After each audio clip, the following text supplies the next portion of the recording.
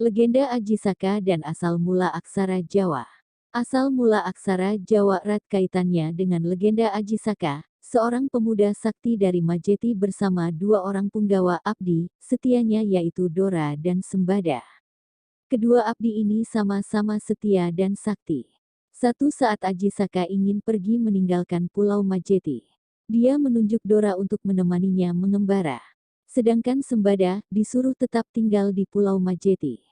Aji Saka menitipkan pusaka andalannya untuk dijaga oleh Sembada. Dia berpesan supaya jangan menyerahkan pusaka itu kepada siapapun, kecuali pada Aji Saka sendiri.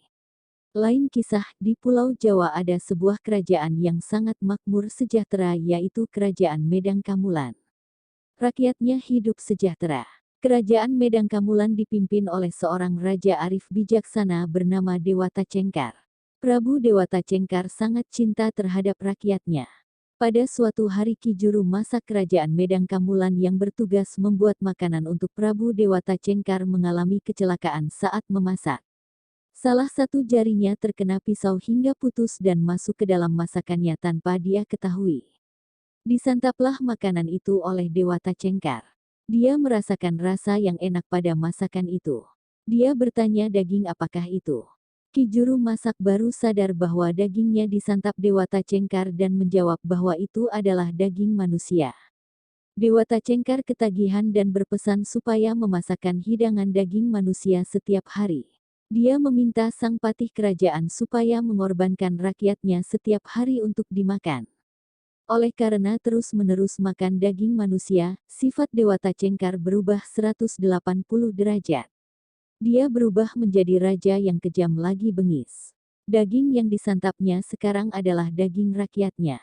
Rakyatnya pun sekarang hidup dalam ketakutan. Tak satu pun rakyat berani melawannya, begitu juga sang patih kerajaan. Saat itu juga Aji Saka dan Dora tiba di Kerajaan Medang Kamulan. Mereka heran dengan keadaan yang sepi dan menyeramkan. Dari seorang rakyat beliau mendapat cerita kalau Raja Medang Kamulan gemar makan daging manusia. Aji Saka menyusun siasat. Dia menemui sang patih untuk diserahkan kepada Dewata Cengkar agar dijadikan santapan. Awalnya sang patih tidak setuju dan kasihan. Tetapi Aji Saka bersikeras dan akhirnya diizinkan. Dewata Cengkar keheranan karena ada seorang pemuda tampan dan bersih ingin menyerahkan diri. Aji Saka mengatakan bahwa dia mau dijadikan santapan asalkan dia diberikan tanah seluas ikat kepalanya dan yang mengukur tanah itu harus Dewata Cengkar. Sang Prabu menyetujuinya. Kemudian mulailah Dewata Cengkar mengukur tanah.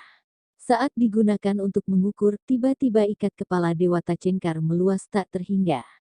Kain itu berubah menjadi keras dan tebal seperti lempengan besi dan terus meluas sehingga mendorong Dewata Cengkar. Dewata Cengkar terus terdorong hingga jurang pantai Laut Selatan. Dia terlempar ke laut dan seketika berubah menjadi seekor buaya putih. Aji Saka kemudian dinobatkan menjadi Raja Medang Kamulan. Setelah penobatan, Aji Saka mengutus Dora pergi ke Pulau Majeti untuk mengambil pusaka andalannya. Kemudian pergilah Dora ke Pulau Majeti. Sesampai di Pulau Majeti, Dora menemui Sembada untuk mengambil pusaka. Sembada teringat akan pesan Aji Saka saat meninggalkan Pulau Majeti untuk tidak menyerahkan pusaka tersebut kepada siapapun kecuali kepada Aji Saka. Dora yang juga berpegang teguh pada perintah Aji Saka untuk mengambil pusaka memaksa supaya pusaka itu diserahkan. Kedua abdi setia tersebut beradu mulut bersikukuh pada pendapatnya masing-masing. Dan akhirnya mereka berdua bertempur.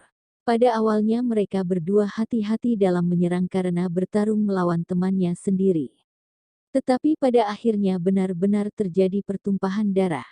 Sampai pada titik akhir yaitu kedua abdi tersebut tewas dalam pertarungan karena sama-sama sakti. Berita tewasnya Dora dan Sembada terdengar sampai Aji Saka.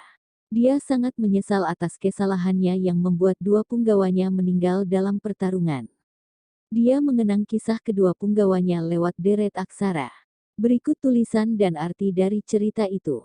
Hanaka Raka sama dengan Ono Wong Loro ada dua orang. Data Sawala sama dengan Podo Kerengan, mereka berdua berantem, berkelahi. Pada Jayanya sama dengan Podo Joyone, sama-sama kuatnya. Maga batanga sama dengan mergo dadi batang lorone, maka dari itu jadilah bangkai semuanya, mati dua-duanya karena sama kuatnya.